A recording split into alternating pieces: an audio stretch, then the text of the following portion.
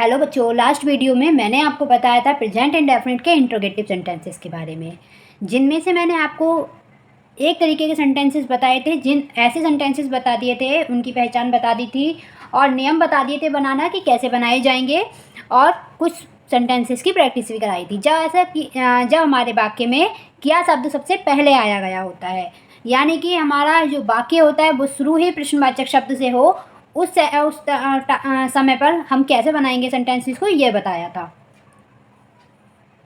आज की वीडियो में मैं आपको वो सेंटेंसेस बताऊंगी जिनके बीच में वाक्य के बीच में प्रश्नवाचक शब्द आया होता है। ठीक है, तो जैसे कि हमने देखा था, जब हम सेंटेंसेस बना रहे थे तो हमारे वाक्य में सबसे पहले क्या आया था, और हम वहाँ पर किया की इंग्लिश ना लिखकर सबसे पहले डू या डस का यूज़ कर रहे थे। तो डू या डस का यूज़ हम तब करते हैं जब हमारे वाक्य में सबसे पहले क्या शब्द दिया गया होता है। जैसे कि एक शब्द तो हमारी पहचान ये रहती है कि हमारे वाक्य में सबसे पहले क्या शब्द दिया गया होगा, तब हमें हमारा सेंटेंस डू या डस से शुरू करना होता है। थर्ड पर्सन सिंगुलर है तो डस, और बाकी सबके साथ में डू। ये चीज़ हमेशा याद रखनी है कि डिफरेंस अगर सब्जेक्ट के अकॉर्डिंग कुछ रहता है तो सिर्फ थर्ड पर्सन अलग रहता है, बाकी सारी चीज़ों का सेम रहता है।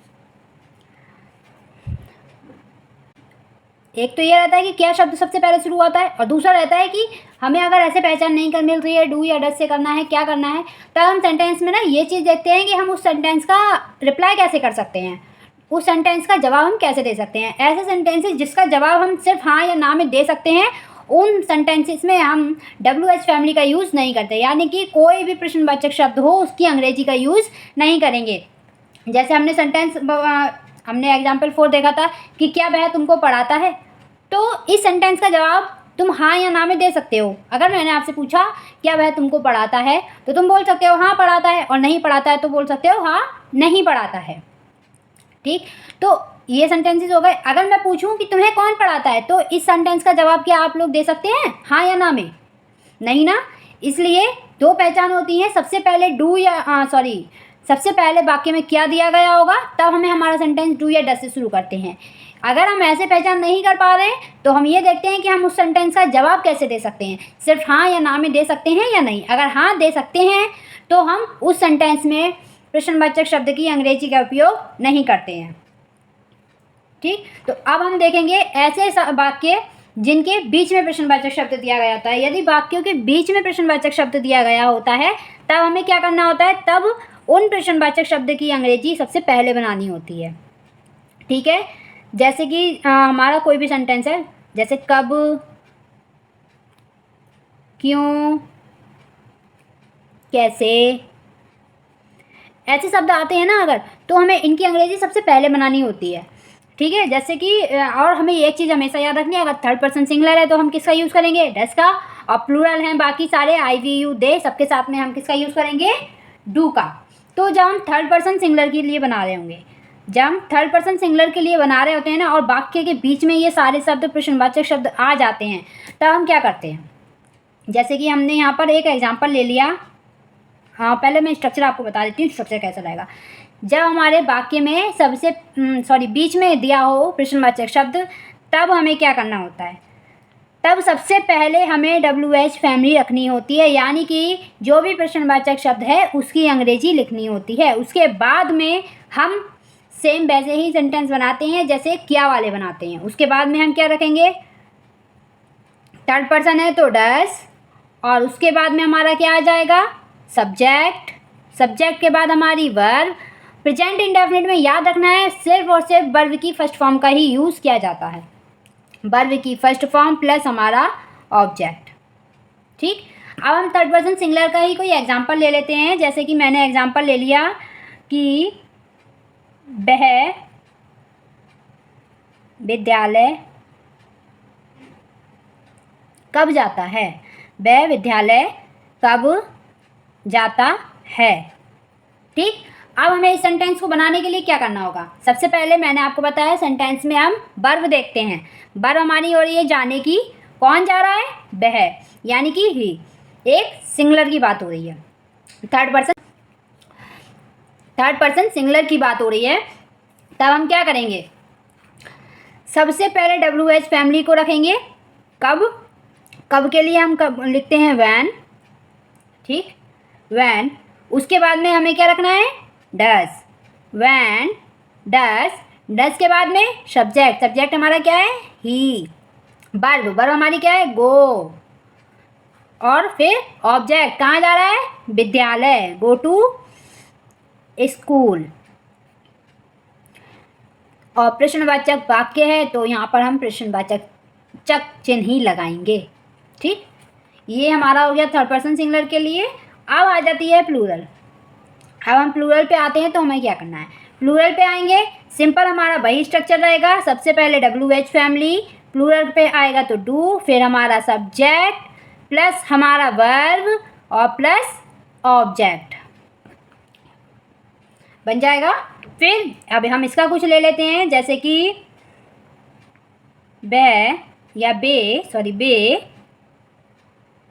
पत्र क्यों लिखते हैं, बे पत्र क्यों लिखते हैं। ठीक है, बेपत्र क्यों लिखते हैं।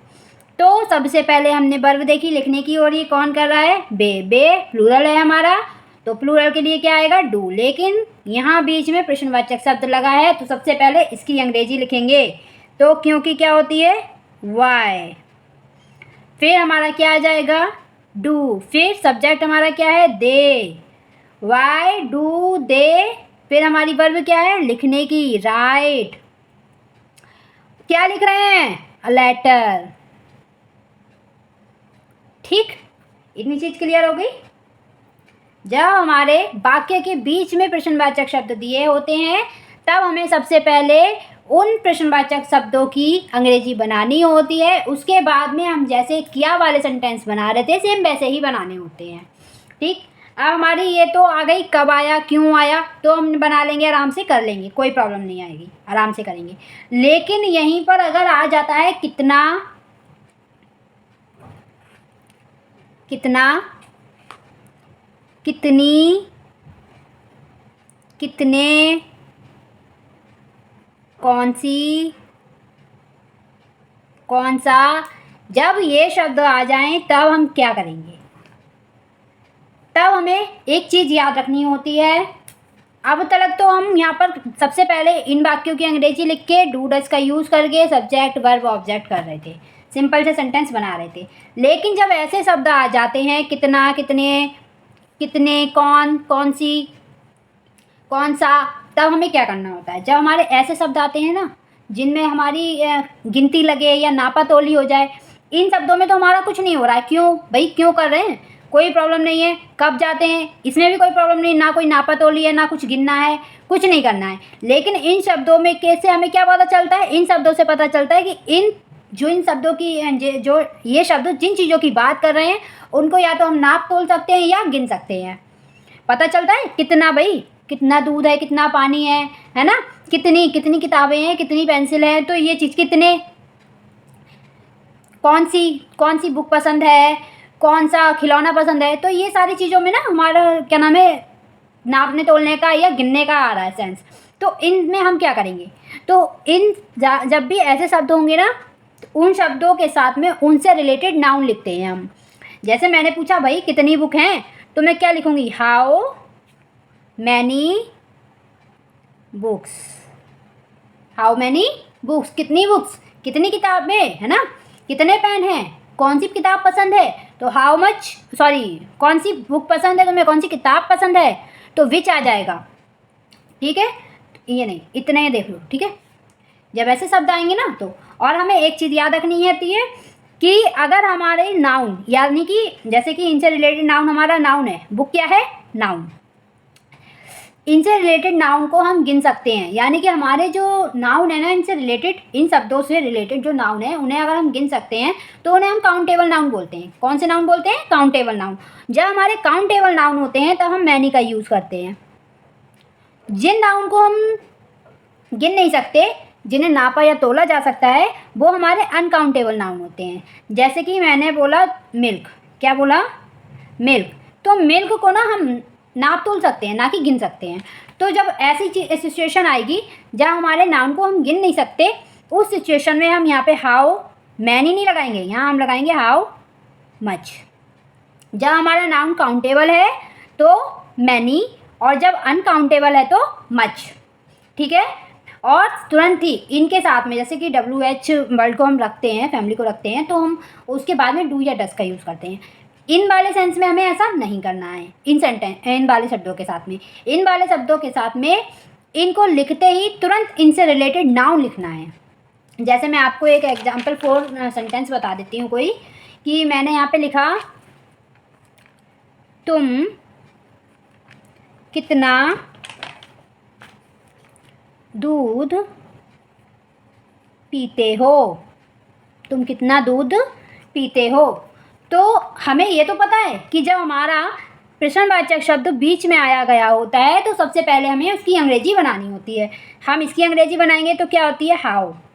अब यहाँ पे दूध की बात हो रही है, दूध को हम नाप तोल सकते हैं लेकिन गिन नहीं सकते, तो यहाँ पर हम हाउ के साथ किसका यूज़ करेंगे, मच का, हाउ मच। अब किसकी बात कर रहा है ये, दूध की ना, तो how much milk, how much milk. अब लगाएंगे हम डू या डस का प्रयोग करेंगे। हमने देखा हमारा यहाँ पर सब्जेक्ट क्या है, तुम, यानी कि यू, थर्ड पर्सन सिंगुलर नहीं है, तो हम यहाँ पर क्या यूज़ करेंगे, डू, और फिर सब्जेक्ट आ जाएगा हमारा यू, है ना। फिर वैसे ही बन जाएगा डू यू ड्रिंक, फिर हमारी वर्ब आ जाएगी। अब यहाँ पे हमें ऑब्जेक्ट बाद में नहीं लिखना है क्योंकि हमारा ऑब्जेक्ट ही आ गया है। ठीक, how much milk do you drink, how much milk do you drink. ऐसे ही अगर मैं बोल दूँ यहाँ पर जैसे कि हमने यहाँ पर दूसरा सेंटेंस ले लिया, वह कितने सेब खाता है, वह कितने सेब खाता है। तो हमें यहाँ क्या करना है, सबसे पहले देखना है हमारा प्रश्नवाचक शब्द क्या है, कितने, यानी कि हाउ। अब उससे रिलेटेड नाउन देखा हमने क्या है, एप्पल, एप्पल को हम गिन सकते हैं ना, तो हाउ मैनी एप्पल। अब हम देखेंगे वर्ब हमारी क्या है, खाने की, कौन खा रहा है, वह सिंगुलर है तो डस ही। फिर हमारी सब्जेक्ट के बाद वर्ब आती है, वर्ब हमारी क्या है, ईट। ठीक, सेंटेंस समझ में आ गया। ऐसे ही अगर हमारा कौन सी वाला एक सेंटेंस भी ले लेते हैं, कौन सी या कौन सा वाला, जैसे कि तुमको कौन सी पुस्तक पसंद है, तुमको कौन सी पुस्तक पसंद है। अब भी हमें क्या करना है, सबसे पहले हम देखेंगे हमारा प्रश्नवाचक शब्द क्या है, कौन सी, तो विच, किसकी बात कर रहे हैं, बुक की, विच बुक। ठीक, अब हम देखेंगे हमारा वर्ब क्या है, पसंद आने की, किसको आ रही है, तुमको, यानी कि ये हमारा थर्ड पर्सन सिंगुलर नहीं है, तो क्या आएगा यहाँ पे, डू यू लाइक। ठीक है, तो आज की वीडियो में हमने वो देखे, वो ऐसे वाक्यों के बारे में जाना जिनके बीच में प्रश्नवाचक शब्द आते हैं, तो हमें कैसे बनाने हैं। अगर सिंपल से हमारे शब्द आ गए तो हमें सेंटेंस आराम से बना देना। सबसे पहले WH फैमिली को रखना है, फिर डू और डस को रखना है, सब्जेक्ट को रखना है, प्लस हमारी वर्ब आ जाएगी। लेकिन जब ऐसे सेंटेंस के अंदर ऐसे शब्द आ जाते हैं जिनसे हम काउंट कर सकते हैं या नाप तोल सकते हैं, तो उन सेंटेंसेस के लिए हम क्या करते हैं, उन सेंटेंसेस के लिए हम करते हैं उन शब्दों के तुरंत बाद उनसे रिलेटेड नाउन लिखते हैं, फिर पूरा सेंटेंस वैसे ही बना देते हैं, डू या डस का यूज़ करते हैं, फिर सब्जेक्ट वर्ब हमारी आ जाती है, सेंटेंस हमारा बन जाता है। आज की वीडियो में इतना ही रखती हूँ। Next video